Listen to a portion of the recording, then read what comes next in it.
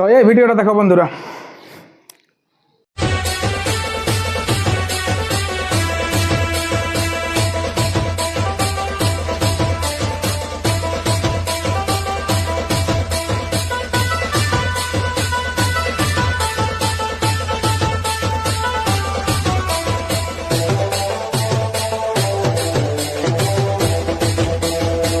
বাপ রে বাপ, দেখলে বিটি ছানারা তো ফুর্তি থাকে বলে আমি জানিয়েছিলি। তাহলে ভিডিওটা না দেখলে বুঝতেই পারছি না রে বা, আরে ফুর্তিটা কোথায় যে লুকাই রাখে সেটা আর বোঝা যায়নি।